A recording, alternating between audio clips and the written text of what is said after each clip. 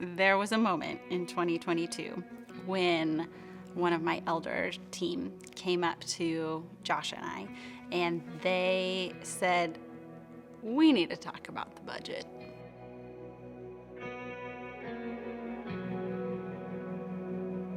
We had just had a lead pastor transition. We'd gone through the pandemic. We were all kind of a new interim team. We looked at it and we realized if we don't change the way we're doing things, we're going to run out of money. That was a shocker. We actually chose to do a significant staff reduction. We landed on doing like a 20% across the board for all leadership and all staff hours reduction. And the meeting when we decided we had to do that, that's when Josh and I decided it was effective immediately for us because we were the decision makers and that we were going to go first.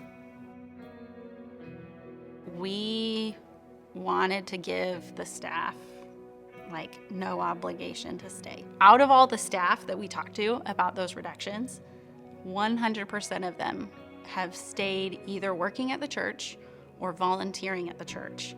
We were planning for like more phases, phase 2 and like the long-term course correction financially. When we shared the financial situation with the church, I was surprised at how much the church responded with generosity and with gratitude even. We never had to go to phase 2. I remember my financial administrator coming up to me and saying, like, "Have you heard of Salem Leadership Foundation? I don't really know what they do, but they seem like they're really great. So can I set up a meeting?" Yeah, I met Danny and Josh in the early spring 2024, and meeting Danny and hearing about what was happening at Court Street was really impressive. The things that they were doing to reach out to their community, particularly the child care center, that had been something that the community had been talking about quite a lot. The parenting classes that they were putting on and reaching out to their neighbors. But I had also known that Court Street had been through some things. And there was still a part of me that was curious as to, like, Danny, are you okay? Like, did you just go through something really, really hard? And is there a way we can also care for you? They cared about me as a leader from the beginning. And I think that made me pause because you don't just want the fancy public story, like you care about me. Well, the first way that we could help them really seems simple. Part of the CAN sites that we have, the co-funded sites that we have, is that we can provide financial assistance for churches that are running programs that just need a little extra boost to be able to fully fund those programs. And so it was an easy decision for us to say, we can help you fund a Kids Hope director.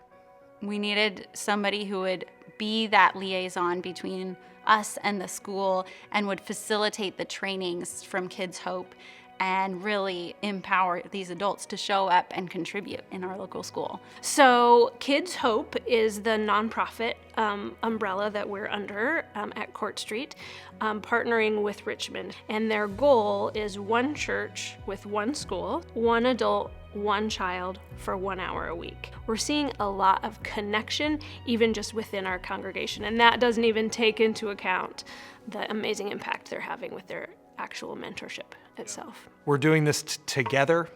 We're supporting each other, and it really becomes much more of a partnership than like a mentorship. And I think that's just awesome when that happens. It's wonderful because essentially they invited me to come to the CAN Center meetings, and I sat down for the first time. I was like, well, this is nice. It was wonderful to connect with people and to sort of tiptoe back into a greater community of churches. We wanted to find partners in our community who we thought, hey, they're going the same direction as we are, and we think alike, and not to be like, this little silo to ourselves, but to really connect meaningfully with other organizations. And for us, Salem Leadership Foundation was one of those. We are growing together, we're connected with our community, we're healthier as individuals, and by choosing to do this together,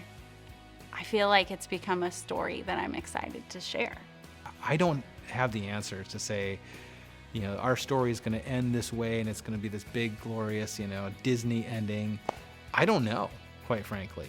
But right now we have people that are present with each other and they're enjoying it, and we can say we have this moment that we got to live through and really experience true community. I'm really encouraged by the way that Court Street has processed their transition from a place that once was something, and then they entered into a phase where they didn't know exactly who they are, and now I think they are becoming the new version of Court Street Christian Church. I really want to encourage churches into that, it's really okay to not have to be who you used to be. You don't have to be that anymore. Just be who you are now. What's the new thing that's emerging that you can say, this is who we are now, and it's good.